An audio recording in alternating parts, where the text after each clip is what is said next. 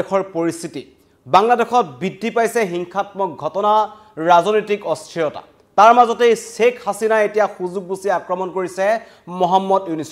মোহাম্মদ ইউনুছক শেখ হাসিনাই উগ্ৰপন্থী সদস্য বুলি এটা তেখেতক সমালোচনা কৰিছে আৰু কৈছে তেওঁৰ নেতৃত্বত সমগ্ৰ বাংলাদেশখন এতিয়া উগ্ৰপন্থীৰ ঘাটিত পৰিণত হৈছে মৌলবাদীৰ ঘাটিত পৰিণত হৈছে যেটো আমি আগষ্ট মাহৰ পৰা দেখি আছো শেখ হাসিনা দিল্লীত আছে 5 আগষ্টত বাংলাদেশ এৰি পেলাই তেওঁ পলাই আহিব লগা হৈছিল কাৰণ তাত অন্তৰ্বৰ্তীকালীন চৰকাৰ যিজন মোহাম্মদ ইউনুছ তেওঁৰ নেতৃত্বত চৰকাৰ গঠন হৈছিল আৰু ছাত্ৰ সমাজে নতুন বাংলাদেশ গঢ়াৰ এটা সপোন দেখি এই ধৰণৰ এটা ভয়ংকৰ তাত আন্দোলন হৈছিল আন্দোলনৰ পাছত সকলো টছনছ কৰা হৈছিল কিদৰে ৰাষ্ট্ৰপতি ভৱনৰ ভিতৰত গৈ একাংশ বাংলাদেশীয়ে নিজৰ চৰিত্ৰ দেখুৱাই দিছিল হেতু সমগ্ৰ বিশ্বই দেখিছিল আৰু তাৰ পিছৰ পৰিস্থিতিটা বাংলাদেশৰ নকল হ'ব দেখিছে বাংলাদেশ জ্বলিছে তাত হিন্দুসকলৰ ওপৰত আক্ৰমণ হৈছে সাম্প্ৰদায়িক সংঘৰ্ষ হৈছে 40টাতকৈ অধিক হিন্দু লোকৰ বাসগৃহ জ্বলাই দিয়া হৈছে ব্যৱসায়িক প্ৰতিষ্ঠান জ্বলাই দিয়া হৈছে তাৰ মাজতেই সেনা বাহিনীৰ সৈতে এবাৰ মোহাম্মদ ইউনুছৰ প্ৰত্যক্ষ সংঘাত হৈছে য'ত তেখেতক পদত্যাগ কৰিবলৈও দিয়া নহয় বিভিন্ন মৌলবাদী সংগঠন আছে তেওঁলোকক উপায়ন্তৰ হৈ এতিয়া মোহাম্মদ ইউনুছে তাত হে চকীখনত বহি থাকিব লগা হৈছে আৰু ইয়াৰ মাজতে কিন্তু বাংলাদেশৰ যি সেনা প্ৰধান আছে সেনা প্ৰধানে ডিসেম্বৰৰ ভিতৰত দেশখনত যিকোনো কাৰণত যেনেকৈ হওক সাধাৰণ নিৰ্বাচন অনুষ্ঠিত হ'বই লাগিব বুলি যেটা তেওঁ ক'লে তাৰ পিছতে কিন্তু এতিয়া মোহাম্মদ ইউনুছৰ থৰকাছতি হেৰুৱাইছে কেনেকৈ সাধাৰণ নিৰ্বাচন অনুষ্ঠিত কৰিব আৰু সেই তাৰে সুযোগ গ্ৰহণ কৰিছে এবাৰ শেখ হাসিনাই এটো মুহূৰ্তলৈ তেওঁ ৰখি আছিল কেতিয়া দেশত সাধাৰণ নিৰ্বাচন হ'ব তেতিয়াই তেওঁ দেশলৈ প্ৰত্যাপন কৰিব আৰু পুনৰ সক্ৰিয় তেওঁ আৱামী লীগক লৈ পেলাই তেওঁ নিৰ্বাচন নামিব পুনৰ চৰকাৰ গঠন কৰিব আৰু এই সুযোগ দেখিছে এতিয়া থৰকাছতি হেৰাইছে গাড়ী লৰিছে মোহাম্মদ ইউনুছৰ সেইখিনি সময়তে কিন্তু শেখ হাসিনাই ঘাট লগাই এটা কথা ক'লে যে মোহাম্মদ ইউনুছ এজন সন্ত্ৰাসবাদী নেতা হ'ব পাৰে তেখেতে শান্তি নোবেল বঁটা পাইছে কিন্তু তেওঁৰ নেতৃত্বতে বাংলাদেশত আটাইতকৈ বেয়া চৰকাৰ বাংলাদেশৰ আটাইতকৈ বেয়া সময়খিনি চলি আছে স্বাধীনতাৰ পিছৰ আটাইতকৈ বেয়া সময়খিনি এইখিনিয়ে বাংলাদেশৰ যিখিনি সময়ত দেশখনৰ মুৰব্বীৰ অন্তৰ্বৰ্তীকালীন চৰকাৰী মুৰব্বী হৈ আছে মোহাম্মদ ইউনুছ আৰু তাতকৈ এটা গুৰুত্বপূৰ্ণ কথা কৈছে যে বাংলাদেশক আমেৰিকাৰ ওচৰত বিক্ৰী কৰিছে মোহাম্মদ ইউনুছে এই কথা সকলোৱে জানে যেতিয়া শেখ হাসিনাক তাৰ পৰা উৎখাত কৰা হ'ল সেইখিনি সময়ত কিন্তু বাংলাদেশক আওপকীয়াকৈ সহায় কৰিছিল সেই সময়ৰ আমেৰিকাৰ ৰাষ্ট্ৰপতি জো বাইডেনে সেইটো সময়ত মোহাম্মদ ইউনুছৰ সমৰ্থনত আছিল আৰু এতিয়া সেই কথা শেখ হাসিনাই মুকলিমূৰীয়াকৈ কৈছে ভাৰতত থাকি পেলাই কৈছে কাৰণ সকলোৱে জানে ভাৰতত আছে শেখ হাসিনা নিৰাপদ তেওঁ ইয়াতে নিৰাপদ বুলি নিজক ভাবে আৰু আগষ্ট মাহৰ 5 তাৰিখৰ পৰা তেওঁ ইয়াতে আছে আৰু এতিয়া তেখেতক ভাৰতৰ পৰা ঘূৰাই নিয়াৰ ক্ষেত্ৰত মোহাম্মদ ইউনুছৰ চৰকাৰে যথেষ্ট চিন্তা চৰ্চা কৰিছিল তেওঁলোকে মাজতে ভাবুকি দিছিল যে ইন্টাৰপলৰ জৰিয়তে তেওঁলোকে শেখ হাসিনাক ভাৰতৰ পৰা বাংলাদেশলৈ লৈ যাব আৱামী লীগক তেওঁলোকে তাত নিষিদ্ধ ঘোষণা কৰিছে আৱামী লীগৰ লোকসকলক বিচাৰি মাৰপিট কৰা হৈছে হত্যা কৰা হৈছে আৱামী লীগৰ সকলো কাৰ্যালয় জ্বলাই দিয়া হৈছে কিন্তু এতিয়া নিজেই বিপদত পৰিছে নিজে যি গজাল পুতিছিল সেই গজালত ভৰি খুসকাইছে মোহাম্মদ ইউনুছৰ কাৰণ দেশৰ সেনা প্ৰধান ৱাকাৰুজ্জামান আৰু অন্তৰ্বৰ্তীকালীন চৰকাৰৰ মোহাম্মদ ইউনুছৰ মাজত সংঘাত চলি থকাৰ মাজতে শেখ হাসিনাৰ এই মন্তব্যই এটা তাৎপৰ্য বহন কৰিছে কাৰণ যদিহে এতিয়া মোহাম্মদ ইউনুছৰ সপক্ষে বাংলাদেশৰ সেনা বাহিনী নাই তেন্তে শেখ হাসিনাৰ প্ৰতি আছে শেখ হাসিনা সমৰ্থন কৰিব নেকি বাংলাদেশৰ সেনা প্ৰধানে বা বাংলাদেশৰ সেনা বাহিনীয়ে তেনে এক প্ৰশ্ন উত্থাপন হৈছে কাৰণ দেশত ডিসেম্বৰ মাহৰ ভিতৰত সাধাৰণ নিৰ্বাচন অনুষ্ঠিত কৰাৰ বাবে দেশৰ সেনা আৰু ৰাজনৈতিক দলসমূহে দাবী জনোৱাৰ পাছতেই আৱামী লীগৰ মুৰব্বী শেখ হাসিনাই এই সুযোগ বুজিছে আৰু ইউনুছৰ বিপক্ষে মন্তব্য কৰিছে কোৱা হৈছে যে আৱামী লীগক দেশখনত নিষিদ্ধ কৰিছিল এই নিষিদ্ধকৰণ অসাংবিধানিক এয়া সাংবিধানিক নহয় কাৰণ তেওঁৰ সমৰ্থনত যথেষ্ট সংখ্যক লোক আছে বাংলাদেশৰ নাগৰিকে এতিয়াও শেখ হাসিনাক বিচাৰে আৰু এইটো কথা যেতিয়া পুনৰবাৰ কোৱা হ'ল এতিয়া শেখ হাসিনাক কিন্তু সুযোগ বুজি যেটো উচিত সময় বুলি তেওঁ ভাবিছে কাৰণ এই সময় পুনৰ দেশলৈ ঘূৰি যাব লাগিব ঘূৰি গৈ ডিসেম্বৰ মাহত যদি আৱামী লীগে পুনৰ চৰকাৰ গঠন কৰিব পাৰে তেন্তে তেওঁৰ যি পিতৃৰ পদাংক অনুকৰণ কৰি তেওঁ যেনেকৈ দেশ চলাই গৈছিল বা বাংলাদেশৰ স্বাধীন কৰাৰ ক্ষেত্ৰত আৱামী লীগৰ যি গুৰুত্ব আছে বঙ্গবন্ধু মুজিবুৰ ৰহমানৰ যিমানখিনি অৱদান আছে সেই অৱদানখিনিক পুনৰ উদ্ধাৰ কৰিবৰ বাবে তেওঁৰ কন্যাৰ হাতত এখিনি উচিত সময় আৰু সেইভাবে তেখেতে এতিয়া মাত মাতিছে মোহাম্মদ ইউনুছক এজন উগ্ৰপন্থী আখ্যা দিছে কাৰণ তেওঁৰ উগ্ৰপন্থী এইকাৰণেই কৈছে কাৰণ তেওঁৰ নেতৃত্বতেই বাংলাদেশত আটাইতকৈ বেয়া সময়খিনি চলি আছে বাংলাদেশে এইখিনি সময়ত আটাইতকৈ বেয়া সময় পাৰ কৰিব লগা হৈছে সংখ্যালঘুসকলৰ ওপৰত ভয়ংকৰ আক্ৰমণ হৈছে ঘৰবাৰী জ্বলাই দিয়া হৈছে তাত শিক্ষা সাংস্কৃতিক সকলো দিশ নাইকিয়া হৈ গৈছে লগতে তাত থকা বাণিজ্য আদি দিশসমূহ কিন্তু বিপদত পৰিছে এতিয়া বাংলাদেশৰ চৰম অচলাৱস্থা চলিছে আৰু এইজনে এবছৰ নহওঁতেই বাংলাদেশৰ এনেকুৱা অৱস্থা কৰিছে আৰু তেওঁ দেশখন আমেৰিকাৰ ওচৰত বিক্ৰী কৰিছে চীনৰ ওচৰত বিক্ৰী কৰিছে সন্ত্ৰাসবাদী সংগঠনৰ ওচৰত বিক্ৰী কৰিছে পাকিস্তানৰ ISIক তেওঁ ভূমিখণ্ড বাংলাদেশৰ ভূখণ্ড ব্যৱহাৰ কৰিবলৈ দিছে যাতে অশান্ত কৰিব পাৰে ভাৰতক এনেকুৱা ধৰণৰ মন্তব্য শেখ হাছিনাৰ ফালৰ পৰা আহিছে আৰু শেখ হাছিনাই কৈছে যে দেশত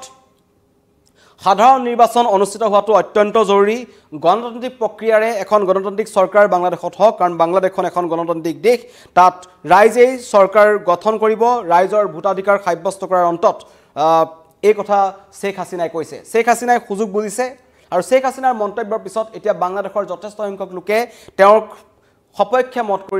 মতদান কৰিছে সেনা আটাইতকৈ ডাঙৰ যেটো ভাল দিশ বুলি ক'ব লাগিব আৱামী লীগৰ বাবে তেওঁলোকৰ সমৰ্থনত হয়তো এতিয়া বাংলাদেশৰ সেনা বাহিনী থাকিব কাৰণ বাংলাদেশৰ সেনা প্ৰধানৰ সৈতে প্ৰত্যক্ষ সংঘাত হৈছে মহম্মদ ইউনিছৰ কালিৰ দিনটোত বাংলাদেশৰ কালিৰ দিনটো অত্যন্ত গুৰুত্বপূৰ্ণ আছিল কাৰণ পৰহি দিনটোত তেওঁ আবেগিক হৈ পেলাই মহম্মদ ইউনিছে এটা কথা কৈছিল তেওঁ পদত্যাগ কৰিব পাৰে তেওঁৰ দেশ নচলায় কিন্তু তেখেতক ভাবুকি প্ৰদান কৰা হ'ল এখন দেশৰ অন্তৰ্বৰ্তীকালীন চৰকাৰৰ মুৰব্বীক ইছলামী ছাত্ৰ আন্দোলনৰ মুৰব্বী মুফতি সৈয়দ মহম্মদ ফাইজুল কৰিমে ভাবুকি প্ৰদান কৰিলে মন গলেই পদত্যাগ কৰিব নোৱাৰিব আৰু লগতে ক'লে যে ব্যক্তিগত সিদ্ধান্তত চলিব নোৱাৰিব মহম্মদ ইউনুছ এয়া হৈছে মহম্মদ ইউনুছৰ বৰ্তমানৰ অৱস্থা যিজনে আগষ্ট মাহত নিজকে বাংলাদেশৰ সৰ্বা বুলি ভাবিছিল যিজনে নিজকে বাংলাদেশৰ আটাইতকৈ শক্তিশালী নেতা বুলি ভাবিছিল আগষ্ট মাহত এতিয়া এই মে মাহত তেওঁ কিন্তু থৰকাচুটি হেৰুৱাইছে তেওঁ গাধি কেনেকৈ থাকে তেওঁ চকী লৰি আছে কাৰণ তেওঁ যদি পদত্যাগ কৰিব বিচাৰে তেখেতক পদত্যাগ কৰিবলৈ নিদিয়ে কালি আবেলি প্ৰায় 6 মান বজাত তেখেতক সাক্ষাৎ কৰিছিল কেইবাটাও ইছলামিক সংগঠনে কাৰণ বাংলাদেশৰ এটা ইছলামিক সংগঠনৰ যিসমূহ সশস্ত্ৰ সংগঠন আচলতে সেইবোৰ সেই সশস্ত্ৰ সংগঠনসমূহৰ কিছুমান ছাত্ৰ সংগঠন আছে ভাতৃ সংগঠন আছে সেই সংগঠনসমূহৰ আহি মহম্মদ ইউনুছক সাক্ষাৎ কৰিছিল ইছলামী আন্দোলন বাংলাদেশ আমাৰ বাংলাদেশ পাৰ্টি জমিয়তে উমালায়ে ইছলাম খেলাফত মজলিছ গণ অধিকাৰ পৰিষদ নিজামে ইছলামী পাৰ্টি হেফাজতে ইছলাম তেওঁলোকৰ শীৰ্ষ নেতৃত্ব আহিছিল আহি মহম্মদ ইউনুছৰ লগত আলোচনাত বহিছিল যে পৰৱৰ্তী পৰ্যায়ৰ বাংলাদেশৰ ৰাজনৈতিক কাৰ্যকলাপ কেনেকুৱা ধৰণৰ হ'ব লাগে ৰাজনৈতিক দিশটোত বাংলাদেশত কেনেকুৱা ধৰণৰ পথ পৰিৱৰ্তন কৰিব লাগে এনেবোৰ কেতবোৰ বিষয়ৰ ওপৰত কালি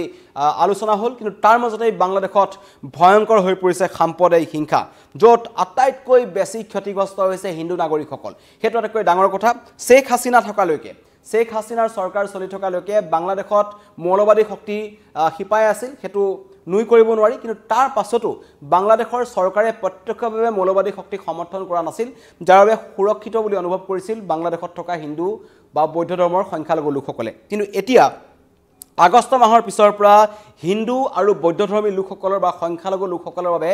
বৈধভূমি পৰিণত হৈছে এখন বাংলাদেশ যিখন বাংলাদেশত এটা সময়ত তেওঁলোকে নিজৰ ব্যৱসায়িক প্ৰতিষ্ঠান আছিল তেওঁলোকৰ এখন সুখৰ সংসাৰ আছিল সুখৰ এখন ঘৰ আছিল কিন্তু তাত এতিয়া তেওঁলোকে পলাই থাকিব লগা হৈছে তেওঁলোকৰ ব্যৱসায়িক প্ৰতিষ্ঠানসমূহ জ্বলাই দিয়া হৈছে বহু লোকক হত্যা কৰা হৈছে তথ্য কিন্তু বাংলাদেশ চৰকাৰে দিয়া নাই আৰম্ভ হৈছিল ইস্কনৰ পণ্ডিতসকলৰ পৰা তেওঁলোকক দেশদ্ৰোহৰ গোচৰ দি তেওঁলোক জেললৈ প্ৰেৰণ কৰা হৈছিল দেখুওৱা হৈছিল কেনেকুৱা ধৰণৰ স্বৈৰতন্ত্ৰ চলিছিল এইজন মহম্মদ ইউনুছৰ নেতৃত্বত আৰু সেই স্বৈৰতন্ত্ৰ বৰ্তমানো চলি আছে যিসকলে মাত মাতিব বিচাৰে তেওঁলোকৰ ঘৰ বাৰী জ্বলাই দিয়া হয় হিন্দু লোকসকলৰ অৱস্থা এইজন মহম্মদ ইউনুছৰ নেতৃত্বত বাংলাদেশত তেনেকুৱা ধৰণৰ চলি আছে যি বাংলাদেশত এতিয়া পুনৰ সেনাই কৈছে যে তাত এতিয়া পুনৰ সাধাৰণ নিৰ্বাচন অনুষ্ঠিত হ'ব লাগে সাধাৰণ নিৰ্বাচন অনুষ্ঠিত হ'লেহে দেশখনলৈ সুস্থি পৰিৱেশ ঘূৰি আহিব কাৰণ বাংলাদেশখন এতিয়া ইতিমধ্যে কৈছোঁ যে বাংলাদেশৰ ফালৰ পৰা ISI পাকিস্তানী সেনা ABT আনসাৰুল্লাহ বাংলাদেশ টিম তেনেকুৱা যিসমূহক শেখ হাছিনা চৰকাৰে মোষ্ট ৱান্টেড সন্ত্ৰাসবাদী বুলি ঘোষণা কৰি জেলৰ ৰাখি থৈছিল শেখ হাছিনা অহাৰ পিছৰ আগষ্টৰ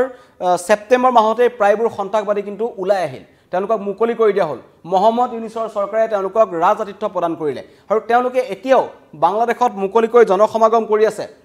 তেওঁলোকে মিটিং কৰি আছে তেওঁলোকে বাংলাদেশৰ নতুন প্ৰজন্মক সামৰিক প্ৰশিক্ষণ ল'বৰ বাবে উদঙনি জনাই আছে সন্ত্ৰাসবাদৰ নামত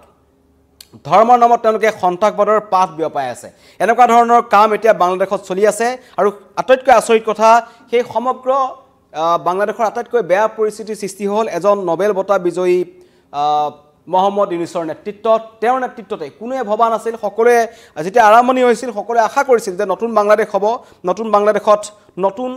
শাসন হ'ব য'ত বাংলাদেশে বিশ্বৰ আগত নতুনকৈ মূৰ দাঙিবলৈ সক্ষম হ'ব কিন্তু তাৰ এখন বিপৰীত ছবি আমি দেখিবলৈ পালোঁ মহম্মদ ইউনুছৰ নেতৃত্বত বাংলাদেশখন তিল তিলকৈ মৃত্যুৰ গৰাহলৈ গৈ আছে আৰু এতিয়া বাংলাদেশৰ সেনাবাহিনীয়ে বুজি পাইছে বাংলাদেশৰ সেনাপ্ৰধানে ক'ব লগা হ'ল যে সাধাৰণ নিৰ্বাচন যিকোনো প্ৰকাৰে অনুষ্ঠিত হ'ব লাগিব এনেকৈ দেশ চলিব নোৱাৰে এনেকৈ দেশ নচলে আৰু এই বাংলাদেশৰ সেনাপ্ৰধান ৱাকাৰুজ্জামানৰ লগত মহম্মদ ইউনুছৰ সংঘাত হোৱাৰ পাছতেই কিন্তু দেশখনত পৰিস্থিতি অধিক অস্থিৰ হৈছে ৰাজনৈতিক পৰিস্থিতি অস্থিৰ হৈছে কেতিয়াবা যদি হঠাৎ মহম্মদ ইউনুছে কয় যে তেওঁ পদত্যাগ কৰিব অন্য কিছুমান ইছলামিক সংগঠন আহি তেখেতক ভাবুকি প্ৰদান কৰে ব্যক্তিগত সিদ্ধান্ত ল'ব নোৱাৰিব মহম্মদ ইউনুছে পদত্যাগ কৰিব নোৱাৰে কাৰণ তেওঁলোকে নিজৰ কাৰ্যকলাপ তাত চলাই যাব পাৰিছে আৰু এই সমগ্ৰ ঘটনাত পাকিস্তান আৰু চীনে বাংলাদেশক সহায় কৰিছে কেনেকৈ উত্তৰ পূৰ্বাঞ্চলক লৈ পেলাই মহম্মদ ইউনুছৰ মন্তব্য আমি শুনিছিলোঁ আৰু এইখন চৰকাৰ হোৱাৰ পিছতেই বাংলাদেশ আৰু ভাৰত সীমান্তত উত্তেজনাও বৃদ্ধি পাইছে সেইটো এটা ভয়ংকৰ কথা কিন্তু ভাৰতৰ দিশৰ ফালৰ পৰা যদি চাবলৈ যাওঁ শেখ হাছিনাৰ চৰকাৰ বাংলাদেশত হোৱাটো অত্যন্ত জৰুৰী কাৰণ পাকিস্তান বা চীনে ভাৰতক এতিয়া কাশ্মীৰ বা অন্য ফালৰ পৰা আক্ৰমণ কৰিব নোৱাৰি উত্তৰ পূৰ্বাঞ্চলক টাৰ্গেট কৰিব পাৰে যিটো চোৰাংচোৱা সংস্থাই বহু পূৰ্বেই জনাই থৈছে চীনে ইতিমধ্যেই উত্তৰ পূৰ্বাঞ্চলৰ বিভিন্ন ধৰণৰ সন্ত্ৰাসবাদী সংগঠনসমূহক অস্ত্ৰ শস্ত্ৰ প্ৰদান কৰি উত্তৰ পূৰ্বাঞ্চলক অশান্ত কৰি ৰখাৰ পৰিকল্পনা আছে বাংলাদেশৰ পৰা মৌলবাদী শক্তিসমূহৰ উত্থান আছে তেওঁলোকে এই চেষ্টা কৰি আছে তাৰ মাজতেই বাংলাদেশত যদি সাধাৰণ নিৰ্বাচন অনুষ্ঠিত হয় ডিচেম্বৰত তেন্তে বাংলাদেশৰ পৰিস্থিতি কিছু ঘূৰি আহিব শান্তি পৰিৱেশ ঘূৰি আহিবলৈ আশা কৰা হৈছে আৱামী লীগৰ তাক নিষিদ্ধ কৰা হৈছে আৱামী লীগৰ লোকসকলক খেদি খেদি তাত হত্যা কৰা হ'ল তেওঁলোকৰ যিসমূহ কাৰ্যালয় আছিল জ্বলাই দিয়া হ'ল আৰু তেওঁলোকক যিসকল মুক্তিযুঁজাৰু আছিল 1971 স্বাধীনতা আন্দোলনত যিসকলে সহায় কৰিছিল তেওঁলোকে ওতঃপ্ৰোতভাৱে জড়িত আছিল তেওঁলোকক কিন্তু জোতাৰ মালা পিলাই বাংলাদেশত একাংশ মৌলবাদীয়ে ঘূৰাই ফুৰালে এয়া হৈছে বৰ্তমান বাংলাদেশৰ পৰিস্থিতি আৰু শেখ হাছিনাই কৈছে বাংলাদেশৰ যি পৰিস্থিতি হৈছে তাৰ অন্তৰালত মহম্মদ ইউনুছ নামৰ উগ্ৰপন্থীজন মহম্মদ ইউনুছ এজন উগ্ৰপন্থী বুলি ক'ব বিচাৰিছে কাৰণ তেওঁ মৌলবাদী শক্তিক প্ৰত্যক্ষভাৱে সহায় কৰিছে তেওঁ তাত ঘাটি পাতিবলৈ দিছে তেওঁ তাৰ পৰা মুকলিকৈ তেওঁলোকক বাংলাদেশৰ সেনাবাহিনীয়ে যেতিয়া মৌলবাদী শক্তিসমূহৰ দ্বাৰা পৰিচালিত লোকে সংখ্যালঘু লোকসকলৰ ওপৰত আক্ৰমণ কৰিছে বাংলাদেশৰ সেনাবাহিনীৰ ফালৰ পৰা কোনো ধৰণৰ তৎপৰতা তাত দেখিবলৈ পোৱা নগ'ল তেওঁলোকে তেওঁলোকক সহায় নকৰিলে নিজৰ দেশৰ নাগৰিকসকলক তেওঁলোকে সহায় নকৰিলে এতিয়া সময় আহি পৰিছে মহম্মদ ইউনুছৰ চৰকাৰ উফৰাই এখন নতুন গণতান্ত্ৰিক চৰকাৰ গঠন কৰাৰ সময় তাৰেই কিছু সুযোগ বুজি শেখ হাছিনাই দিল্লীৰ পৰাই মন্তব্য কৰিছে মহম্মদ ইউনুছ এজন সন্ত্ৰাসবাদী আৰু মহম্মদ ইউনুছৰ চৰকাৰ চলি থকাৰ দিনত বাংলাদেশৰ আটাইতকৈ বেয়া সময়খিনি পাৰ হৈছে আৰু এইখিনি সময় নাইকিয়া কৰিবৰ কাৰণে বাংলাদেশলৈ এটা সুস্থিৰ পৰিৱেশ ঘূৰাই আনিবৰ কাৰণে বাংলাদেশক মৌলবাদী শক্তিৰ পৰা ঘূৰাই পুনৰ আঁতৰাবৰ বাবে এখন গণতান্ত্ৰিক চৰকাৰৰ প্ৰয়োজন আছে যাৰ বাবে ডিচেম্বৰ মাহত বাংলাদেশত সাধাৰণ নিৰ্বাচন অনুষ্ঠিত হওক আৰু সেই সময়লৈ ৰৈ আছে শেখ হাছিনা যদিহে সাধাৰণ নিৰ্বাচন ডিচেম্বৰত ঘোষণা কৰা হয় তেন্তে অচিৰেই ভাৰতৰ পৰা পুনৰ বাংলাদেশলৈ উভতিব শেখ হাছিনা ধন্যবাদ